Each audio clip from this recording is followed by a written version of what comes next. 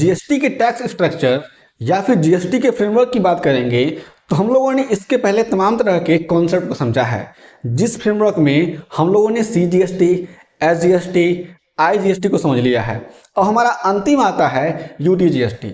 अगर कोई भी इंट्रा स्टेट सप्लाई होती है तो उसके अंतर्गत, यानी अगर यूटी के अंतर्गत सप्लाई हो रही है किसी भी गुड्स और सर्विस की, तो वहां पर यूटीजीएसटी लग जाता है और इसका फुल फॉर्म होता है union territory goods and services tax.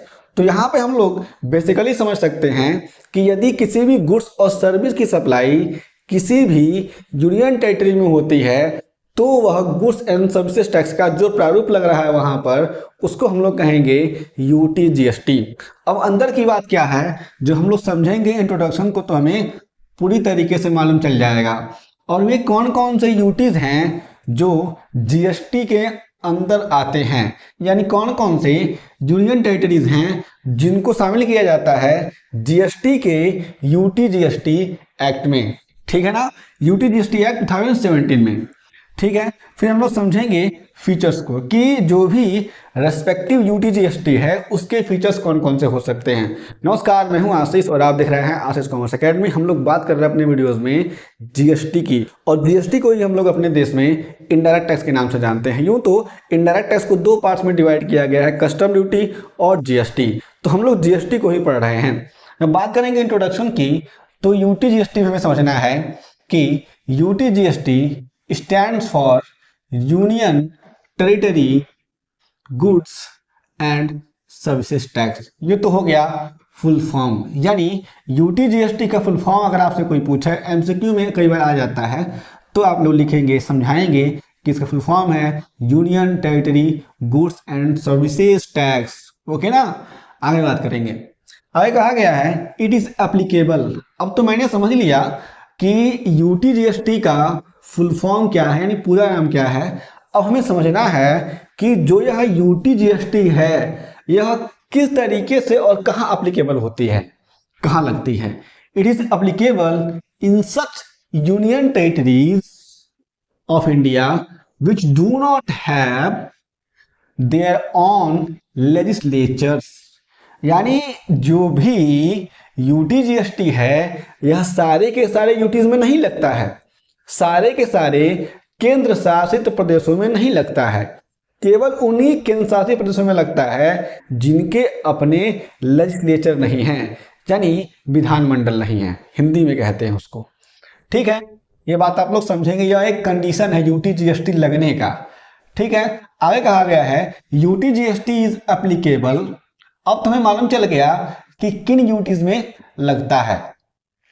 ठीक है, whenever goods and services are supplied between such UTs as per UTGST Act 2017। यानी जब कभी भी ऐसे यूटीज में जिनका अपना अलग लेजिस्लेचर नहीं है, उन यूटीज में अगर कोई भी उस यूटीज के अंतर्गत, यानी उस यूटीज में ही कोई भी गुड्स और सर्विस सप्लाई की जा रही है, तो उस गुड्स और सर्विस की सप्लाई पर लग जाएगा यूटीजीएसटी। किसके अंडर? यूटीजीएसटी एक्ट 2017 के अकॉर्डिंग। ठीक है ना। अब यहां पर आप लोग को मैं समझाता हूं एग्जाम्पल के अनुसार। अगर मान लीजिए मैंने ऊपर लिखा हुआ है दादरा नगर हवेली, तो यह हो जाता है दादरा नगर हवेली का बॉर्डर। इस बॉर्डर के अंतर्गत, इस बॉर्डर में ही कोई भी गुड्स पॉइंट ए से पॉइंट बी तक जाता है। ठीक है, तो यहां पर यूटीजीएसटी लग जाएगा, क्योंकि यह सप्लाई कही जाएगी इंट्रा स्टेट सप्लाई। क्या कही जाएगी? इंट्रा स्टेट सप्लाई कही जाएगी। और यही अगर दादरा नगर हवेली से कोई सामान जाता है, कोई भी गुड्स सप्लाई होता है, कहाँ पे? अंडमान निकोबार आइलैंड में, तो यहाँ पे यह कहा जाएगा इंटर स्टेट सप्लाई। क्या कहा जाएगा? Inter state supply. और आप सभी को मैंने बताया था जहां पे इंटर स्टेट सप्लाई होगा वहां पे लग जाएगा IGST as per IGST Act 2017 and IGST rules 2017। Clear है?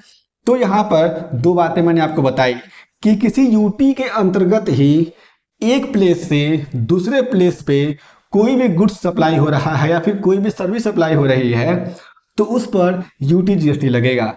लेकिन अगर एक यूटी से ही दूसरे यूटी में कोई भी गुड्स और सर्विस सप्लाई हो रही है उसकी, तो वहां पर IGST लग जाएगा। हमेशा कंफ्यूजन में बच्चे रहते हैं कि मैंने तो क्या किया, यूटी जीएसटी से यूटी जीएसटी में सप्लाई कर दिया, अब यहाँ पे तो लग जाएगा यूटी जीएसटी ना, यहाँ पे IGST लगेगा। क्योंकि यहाँ पे आप लोगों ने क्या किया, बॉर्डर क्रॉस कर दिया, और जहां पे बॉर्डर क्रॉस हुआ, यह एक बेसिक पॉइंट है कि जहां पे बॉर्डर क्रॉस हुआ वहां पर लग जाएगा IGST। अब यह बॉर्डर चाहे हमारे देश में ही स्टेट्स का बॉर्डर हो या फिर हम लोग इंटरनेशनल सप्लाई कर रहे हैं तब, हालांकि एक्सपोर्ट पर जीएसटी नहीं लगता है, हमारे देश के द्वारा जीएसटी अप्लीकेबल नहीं है, इसमें एग्जेम्पशन दिया गया हमारी गवर्नमेंट के द्वारा और एज पर जीएसटी एक्ट 2017 के द्वारा। ठीक है, तो यहाँ पे हम लोगों ने इस एग्जाम्पल के द्वारा समझ लिया इस बात को। आगे कहा गया है कि इन इंडिया करेंटली, यानी अभी वर्तमान समय में, there are 6 such UTs as follows. हमारे देश में ये कुछ 6 यूटीज हैं जो यूटी जीएसटी के अंडर में आते हैं। अब यूटी जीएसटी के अंडर में कौन से यूटीज आते हैं हमने आपको पहले बता दिया, जिनके अपने लेजिस्लेचर यानी विधानमंडल नहीं है। ठीक है, आगे बात करेंगे तो पहला आता है चंडीगढ़, सेकेंड है लद्दाख, थर्ड है दमन एंड दीव, फोर्थ है दादरा नगर हवेली, फिफ्थ है अंडमान निकोबार आइलैंड और सिक्स है लक्षद्वीप। तो ये सारे के सारे ऐसे यूटीज हैं जिन पर यूटी जीएसटी अप्लीकेबल होता है। इसके अलावा हमारे देश में कुछ ऐसे यूटीज और हैं जिन पर जीएसटी का जो भी यूटी जीएसटी है वो अप्लीकेबल नहीं होता है। जैसे मैंने यहाँ पे लिखा हुआ है दिल्ली और पुडुचेरी, तो दिल्ली और पुडुचेरी में हमारे लिए यूटी जीएसटी अप्लीकेबल नहीं है। आगे बात करते हैं। मैं आशा करता हूं कि आप सभी को यहाँ तक बातें समझ में आ गई होंगी। यदि आपके पास कोई प्रश्न होता है तो आप लोग अपने सारे प्रश्नों को हमें पूछ सकते हैं। ठीक है, और यह सारा का सारा नोट्स आप सभी को हमारी वेबसाइट पे मिल जाएगा www.ashishcommerceclasses.com पे, या फिर हमारे टेलीग्राम चैनल पे भी आप सभी को यह नोट्स मिल जाते हैं बिल्कुल फ्री में।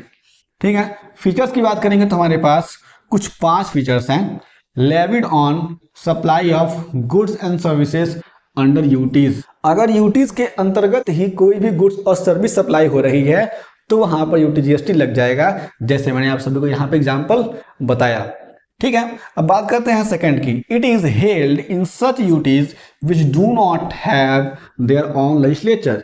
यह वहीं पे लगता है जिनके अपने लेजिस्लेचर नहीं है। ठीक है, थर्ड है it is not applicable in such UTs which have their own legislature. जिनके पास अपने खुद के लेजिस्लेचर हैं, अपने विधानमंडल हैं, उन पर यह यूटी जीएसटी नहीं लगता है, जैसे दिल्ली और पुडुचेरी। अगर आप लोग के मन में यह प्रश्न आना चाहिए यहाँ पर कि अगर इनके ऊपर यूटी जीएसटी नहीं लगेगा तब कौन सा जीएसटी लगेगा? भाई साहब, इसका एक भाई भी तो है यूटी जीएसटी का, SGST, as per SGST act 2017।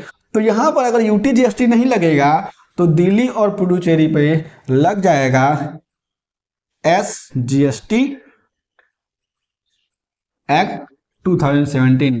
तो यहाँ पर SGST एक्ट लग जाएगा, यूटी नहीं लगेगा तो।